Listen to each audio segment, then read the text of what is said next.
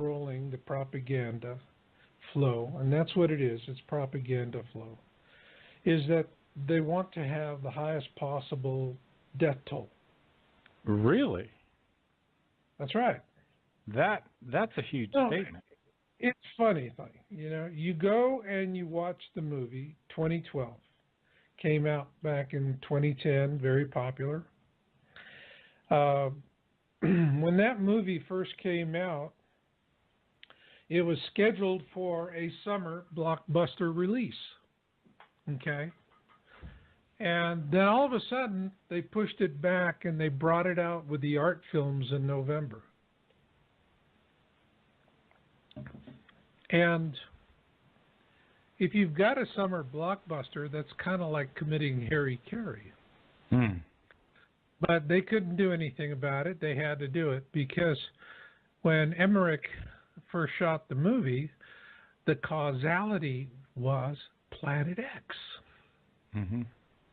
And as a matter of fact, if you watch the movie, the very first couple of seconds, he left it in out of defiance. And then if you watch how the film opens up in the beginning, where they're going to the solar causality and all that, it's herky-jerky, all right? It's just kind of chopped together. And they had to do some reshoots and add some stuff, but essentially the beginning of it was really changed dramatically.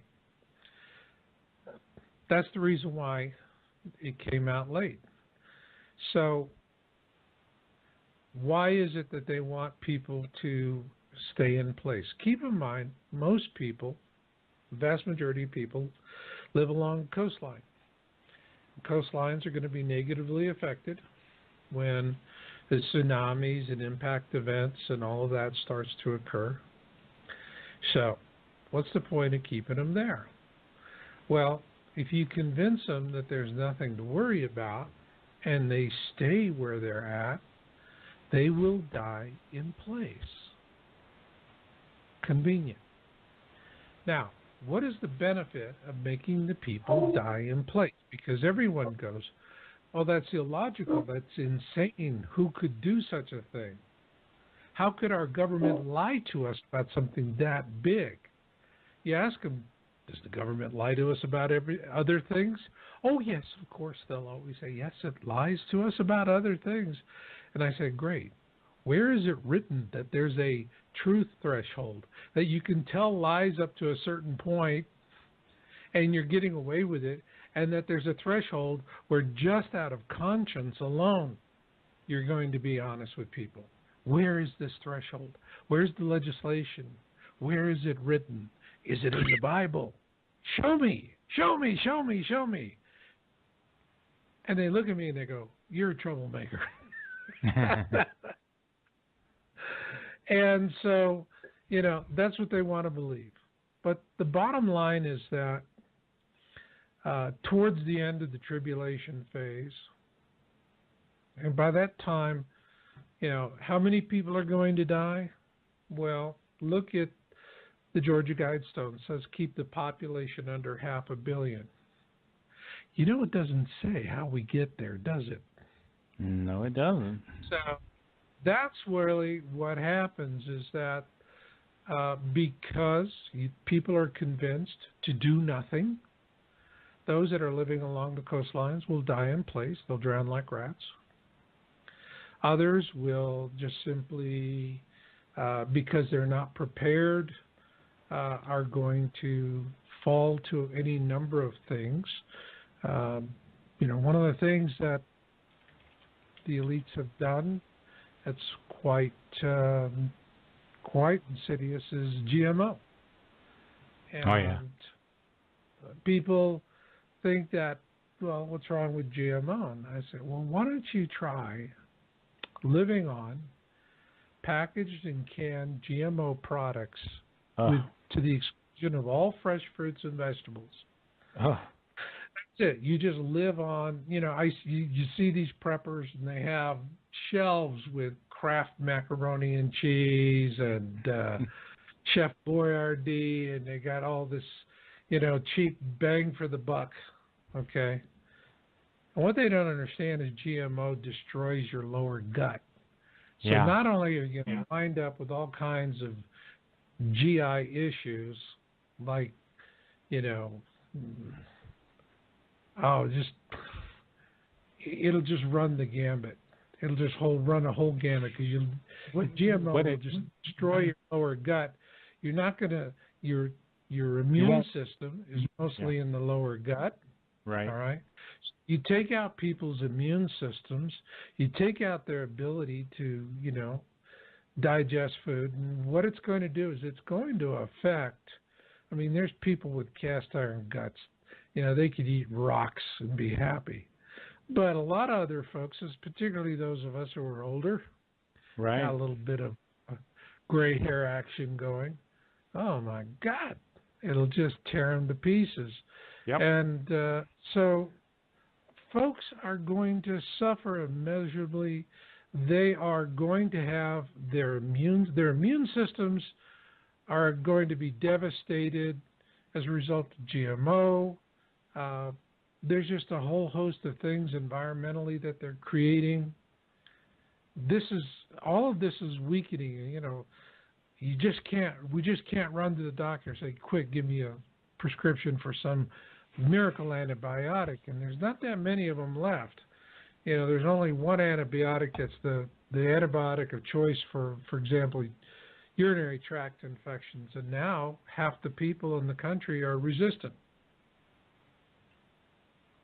So this is, you have all these people weakened. So now, where's the big bada bing? Where's the payoff for the elites? Killing all these people. It's towards the end of the tribulation, the worst of it, probably about 3 years.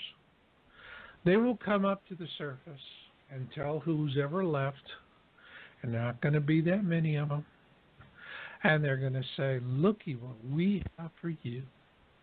We have warehouses and warehouses and warehouses and bunkers and caves and all of this stuff loaded with food, medicine, seeds, construction material, clothing. We have everything necessary to rebuild. But you got to do one little thing for us. You got to take the chip. Okay. Yeah. Now, you take the chip, and people, the story's going to be, well, I mean, this is just so that, if something happens to you, we can find you. Right. It's just a transponder. Bullshit.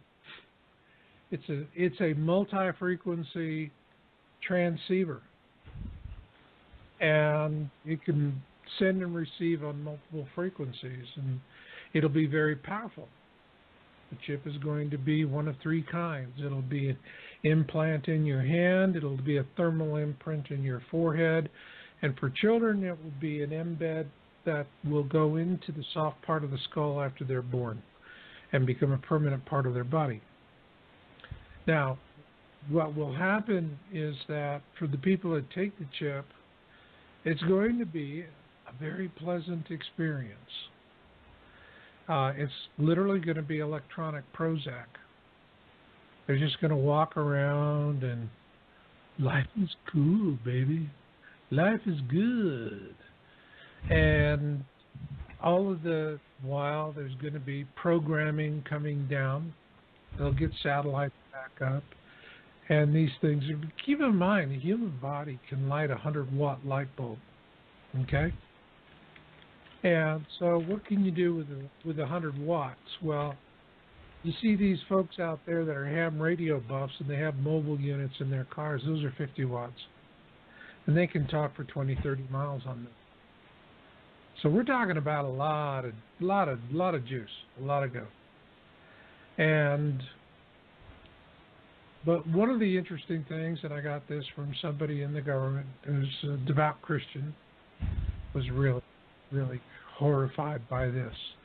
But they have identified what you could call the God frequency.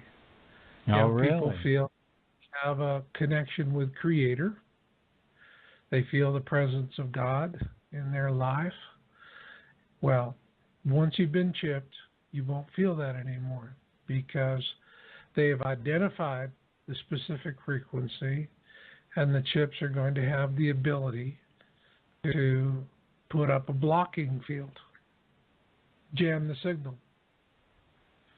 And so then God will become Baal or whoever the elites want it to be.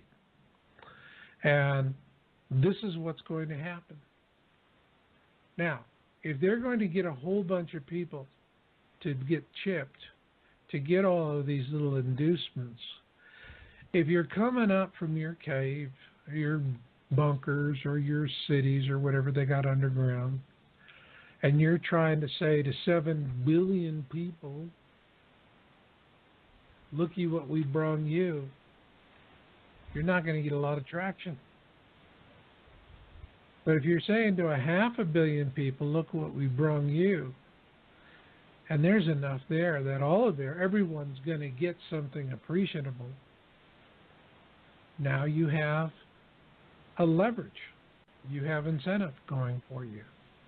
And that's it. That's what it's all about. They don't care about the people that they kill because they don't see us as human beings. They see themselves as human beings. They don't look at us any different than we look at mullet. You know, we're just bottom feeders. And, you know, so if they thin out the herd, so what? Give us, you know, give us a jar of Viagra tablets and a whole lot of liquor, and we can do wonders. We're prolific. We breed. So that's the reason why they want a lot of people. It's control. They want to be able to exercise their control. And,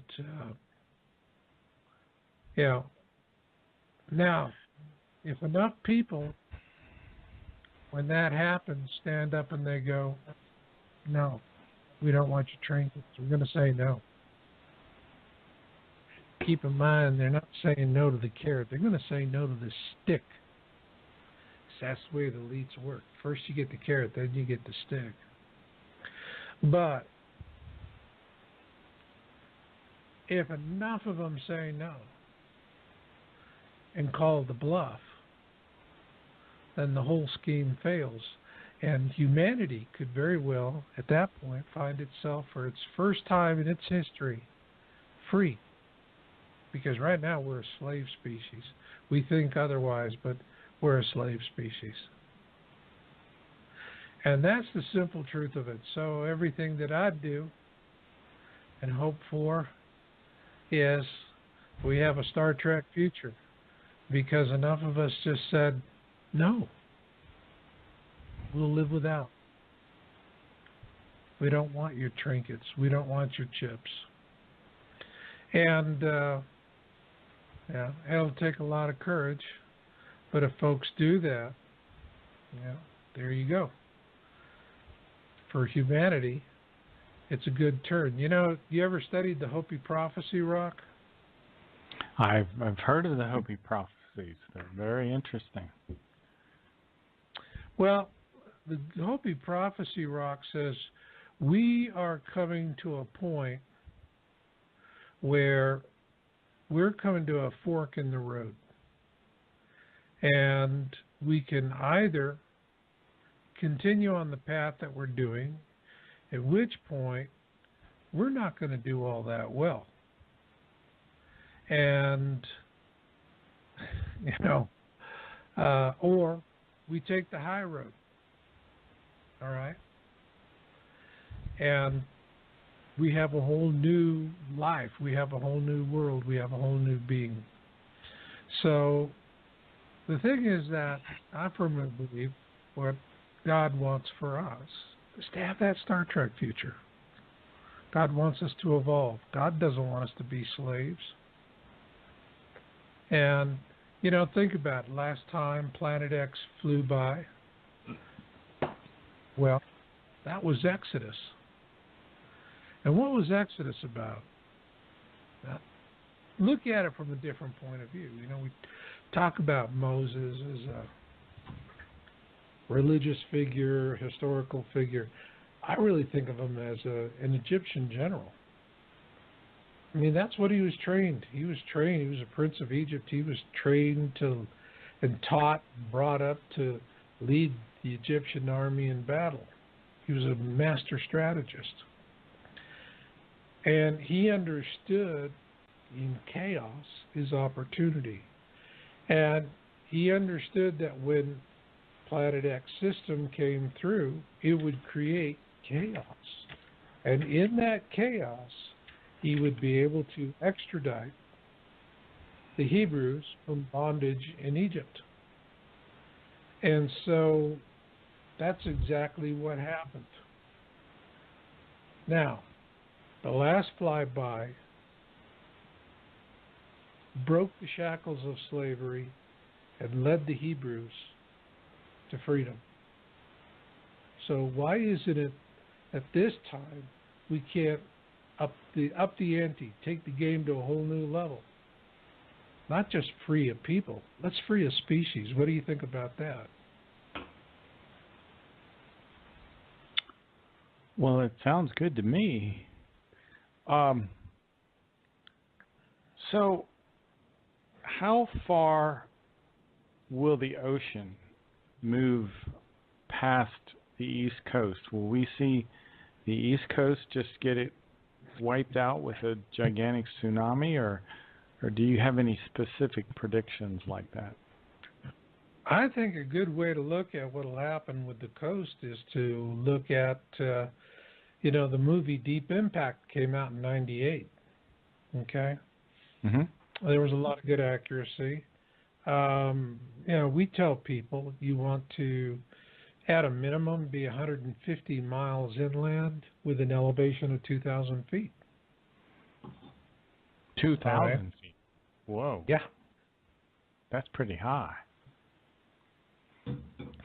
So it's hard to say how it all will play out. But is it, Marshall? Is it your idea that the elevation. This will happen in the next couple of years, from your perspective? Yeah. The next 2? Yeah. Wow. I think we're getting real close here. What else has Ed Dames said about this? Ed said that we will see it. When he did his back in August 27th, it was his swan song. He's retired now. Okay. And he came out and he was real honest about it. It was a Planet X. It was billed as Planet X. He only spent, according to those who attended, he only spent 40 minutes talking about it. And then it was other enigmas. But what he did say about it was very powerful. Very, very powerful. And, he said it's real. It's inbound. There could be a pole shift event. If there is a pole shift event, we're looking at, he's talking about what he's, and he has been talking about this consistently over the years. I have his 2004 kill shot video, and where he talks about it, and that we will have the day of darkness because Nibiru, which is in the Nemesis system, Planet X system, will pass between the Earth and the Sun. When that happens, we're going to have the days of darkness, and that's also when we're going to have the pole shift. What Ed is particularly concerned with is that at that time we will have solar sprites, or cosmic lightning bolts, if you will. And those could do tremendous, tremendous damage. And that's what he's really concerned about. But, in 2015, I took a remote viewing class in Reno. And as a matter of fact, for those of you who, let me see, it is I'll get that video. Yeah. It's called Exposing the Agenda. And at the end of that video, there's a nice cameo shot of me looking at him. And I thought that was, I kind of appreciated that Ed would do that. And, yeah. But he's been telling people for years, this is it. It's the 11th hour. That's it. It's the 11th hour. And people ask me, well, give me a date, give me a date, give me a date, give me a date, give me a date. And what I say to them is, look, preparation is not a date. It's a state of mind. Because you could have all kinds of things prepared. And guess what? Dumb luck. They get roasted on day one. Yeah, exactly. What are you going to do now? What are you going to do now? You see, if you're prepared mentally and emotionally, spiritually, then when everybody else is going, oh my God, we are so screwed, you're the one that just says, okay, folks, here's what we do. And in a command voice, you, and you get this, you get that. The rest of you follow me. And guess what? Everybody will do that. And those people are going to be really, really important to the survival of other people in what's coming. Now, the people who are prepared in that way today are not at all considered to be human treasures. They're considered to be human trash. I ask people who've been in awareness, and I just say, well, okay, you're in awareness. Well, how many churches and study groups have you been kicked out of because of the questions you ask? And they just crack up. And because the truth is, name me one mainstream faith, just one, that has a study group on Planet X. Name me one, okay? And if you do say something, what's going to happen? Well, your leader is going to say, you're manifesting this. And that is, by the way, one of the greatest elite scams I have seen since I started in this, which was back in 2002. This whole manifesting deal. And, what I tell people who are studying it and following my work and all that, and I ask, well, what are you doing? How are you planning and preparing? Well, I'm studying it. I'm studying it. Really? That's all you're doing? You're studying? Yeah, I'm studying. So you just come home from work and you just go and get on YouTube and you're looking for the latest and greatest videos that people go, I got it. I got the smoking gun. I got the smoking gun. I'm so clever. And that's all they want to do. I say, when the time comes, everyone's standing out and they're looking at it and they know death's coming. They know they're at death's door. Don't tell them anything. Keep your mouth shut. If you go, I've known about this for years, but I didn't do a damn thing about it. But I've known about it for years, so listen to me. I'm clever. And I guarantee you, because you're going to be dealing with people who are completely, totally freaked, besides themselves with fear. And you're going to have somebody, probably with a master's degree or a PhD, step out of the crowd, point a finger at you, that finger of fate, and go, you manifested this. It's happening because you wanted it to happen. And if we eliminate you, what you have manifested will go away. And guess what? You're going to hear a half a dozen people behind this PhD going, get a rope, get a rope. And you're going to swing. You're going to die badly. So if you think planning and preparation is you study it and study it and study it and study it and study it and study it so that one day you can go, aha, I knew, but I didn't do anything about it. That's it. You're going to die very badly. So if you're just going to do that, you're just going to study, and do nothing about it. Keep your mouth shut. That's all. Just keep your mouth shut. And you'll be, well, then you can just die with the other people who were laughing at you all the time anyway. And it's as simple as that. People kind of get annoyed with me because I state the obvious, I state the truthful. That's all. They're going to be people who survive. And it's not going to be, you think it's the people who have built $500,000 bunkers? I don't see good things for them. They'll sit in those bunkers and watch the sound of music in their indoor jacuzzi, eating the organic MREs and thinking they're clever. At some point, they got to come up and forage, and when they do, the worst sorts of people are going to smell their healthy bodies from up to a mile off, and then they're going to die very badly.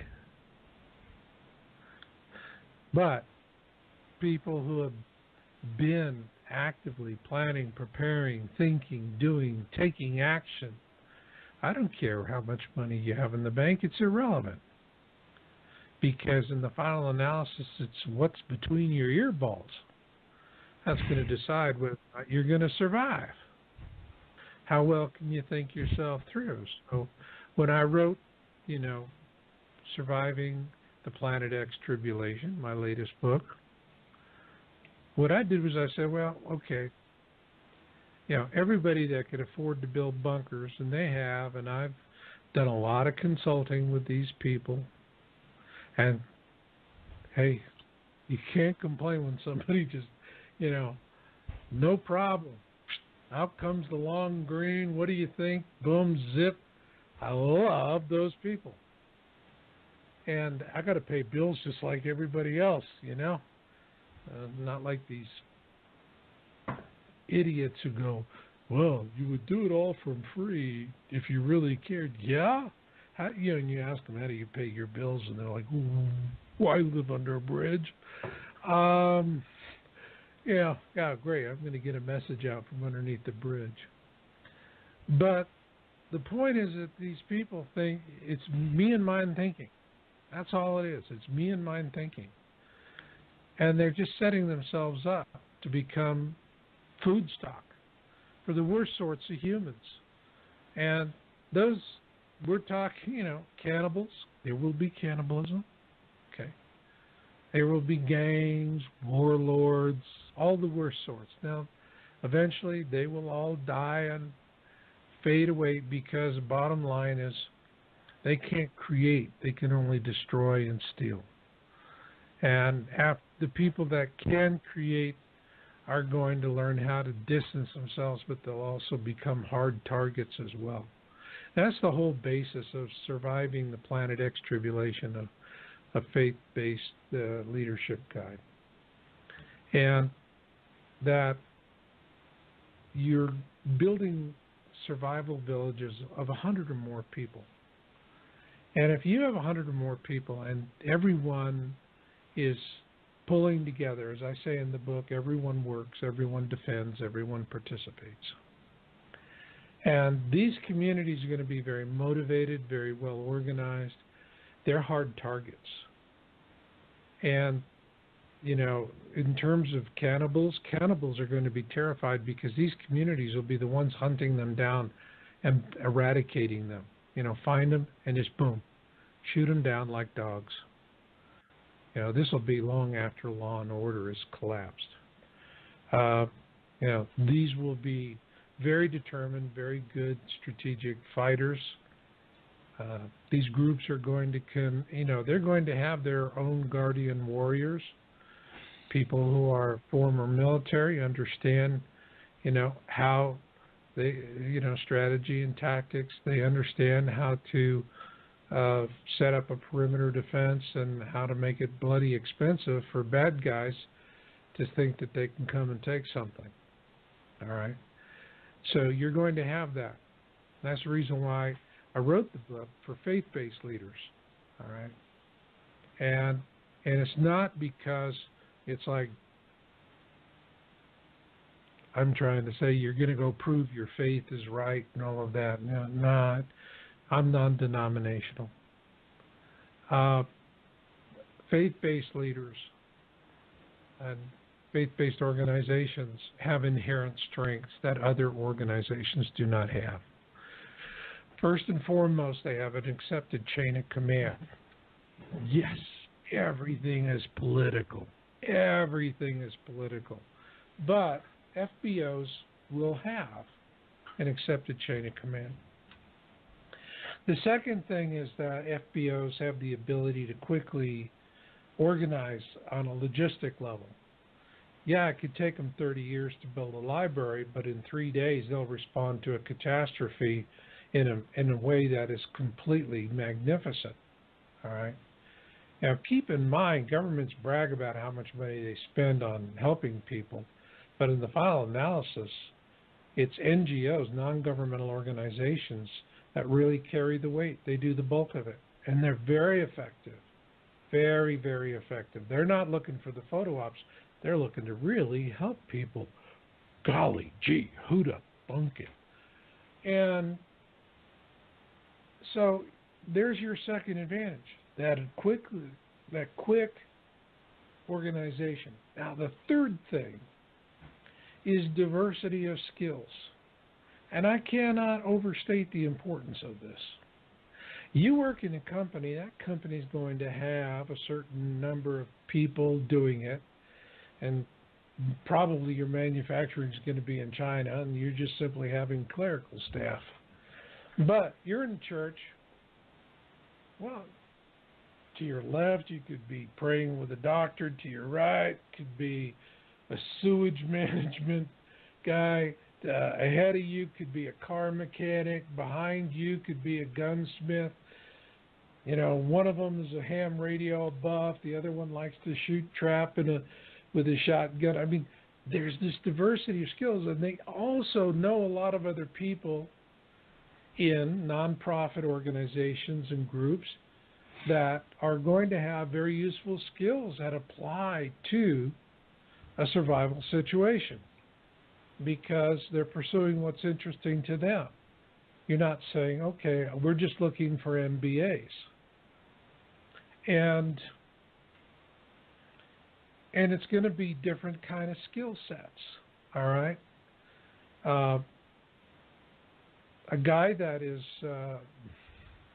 got a small landscaping business is going to be a lot more useful than a lawyer, okay? It's going to be a changing dynamic. Accountants, people are going to say, we don't need to count the beans no more. We need to grow the damn things. What do you know about farming? Well, and things will change. And the whole point of it is that I've always been talking to people who are in awareness, and I do love them so. These people tend to be about 45 to 65. They can be older and younger, but that's the big age group. And they tend to have big hearts, little wallets. They've been in awareness for many years. Most of them, interestingly, since they were children. Since they were children. And these are, God bless them, these are salt of the earth people. Someone you'd want to have as a neighbor. And they have been spending their whole lives contemplating and thinking about what's coming. They've had dreams, visions, premonitions about what's coming. They have been mocked and ridiculed by friends, families, and spouses. They have been threatened with divorce and sometimes divorced because they just simply couldn't pretend that it's a la-la world and take a Pollyannish glow just to satisfy everyone else. Because they knew what they knew. and they couldn't make that go away. Not that most of them wanted to do that. They really do accept the responsibility of their awareness. The ones I feel bad for are the grandparents who have children with grandchildren living in ground zero places like Los Angeles. And they're tormented. Their children are saying, "You're crazy. You know, you raised me. You did a wonderful job. You got me through college. You did a wonderful job, but on this, you're just crazy. I don't want to hear about it. Nothing's going to happen. Shut up. And for God's sakes, don't tell my children." And these grandparents are just absolutely tormented because they're seeing their progeny at risk. And they're the ones that really want to know the date. The absolute date. More than anybody else I have ever talked to, it's the grandparents. And I never could figure that out until my wife made the observation. She said probably because they want to know when they're going to abduct their grandchildren to save their lives, which is absolutely the wrong thing to do. But that's the torment of it. And I see a lot of them too, and they just go, what's the point of knowing all that I know if I cannot afford a hill of beans? I can't afford the beans, the bullets, the bunkers. Why the hell should I know? My message to them is, no, it's not about can you afford a hill of beans. The question is, are you worth your weight in beans? You got to stop looking at your awareness as a punishment or a net negative.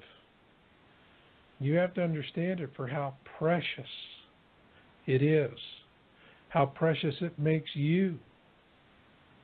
Because if you're in awareness, odds are you've been in awareness since a child, dreams, visions, and premonitions, and you've been thinking about it, and you are emotionally centered. You have been abused for your awareness, and you are confident in your own inner knowing. That is worth something as well. You have been tested by fire. And then think about it when everyone's looking up at the sky. And when that happens, we're going to have CNN, Fox, and MSNBC with the talking heads going, it's just an interesting light show, folks. Don't worry about it. It'll just fly on by. And you know what? I'm sorry to tell you, but you wonder why the Georgia Guidestones say keep population under 500 million. It's because most folks are going to buy that lie. When their government lies to them, and it will. Mark my word. They're going to go, that's exactly what I wanted to hear. Let them do the thinking for me. Hell, that's why I pay taxes. But there are going to be enough amongst those who are going to look at that and go, I'm not buying that happy nonsense. I see a clear and present danger. See, it's the question that you ask. Everybody asks the question, when am I going to see it with my own eyes? When am I going to see it with my own eyes? When am I going to see it with my own eyes? You know, it's kind of like there's an old expression in Texas, anyone will stop to watch a dog fight. And people who say, when am I going to see it with my own eyes? They're the ones that are going to do most of the dying in the tribulation. The reason why they're going to be the ones that do most of the dying is because they'll look at it, they'll see it with their own eyes, and then they're going to let somebody tell them what they're seeing. They're not going to take responsibility for their own life. They're not going to take responsibility for their own intellect. They're not going to take responsibility for understanding it in a way that resonates with them because they put that truth in themselves. They're going to listen to talking heads, and they're all going to say, be happy, don't worry. There you go. That's what they're going to. Just going to be an interesting light show. Don't worry about it. Then when the death and dying happens, and it's getting really bad, and that's when they'll come out, and then they'll say, well, it's a little worse than we originally thought. We have had to recalculate everything. And yes, there's going to be these little problems here and those problems there. And we're going to be honest with you. We didn't see that coming, but now we do. So here's what you have to do. You just keep doing nothing. And guess what? You know, never underestimate the power of human stupidity. Most people are going to do that. They're going to go, well, give them the benefit of the doubt. They were honest with us. They said they made a mistake, and now we don't have to worry about it. But we just have some problems, and, well, that's all understandable. And then they start dying like rats, and at that point, there's nothing to be done for it. So we're going to see all that. But you're going to have the people who are going to see, they're going to ask the right question. The death question is, what am I going to see with my own eyes? That's the death question. The life question, the survival question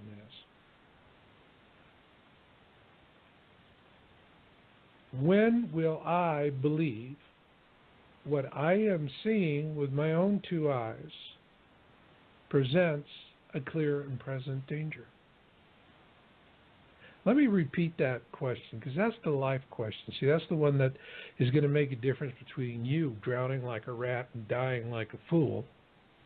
I'm sorry to say that, but if you're going to let people waltz you to your death, then yes, a fool's born every minute, and you're a fool for letting people do your thinking for you and killing you and your loved ones in the process. So let me repeat that life question again, because that's the right question. It's the one that's going to save you and your loved ones. When will I believe what I am seeing with my own two eyes to be a clear and present danger? Now, that's where my book, Surviving the Planet X Tribulation, comes in. And what I am telling people is, here's the strategy. I actually put it right on the back of the book. Stand by. Let me get that. If you get my book, here exactly is what I say on the back. And this is a paragraph that is just for those in awareness. For those in awareness. Know this.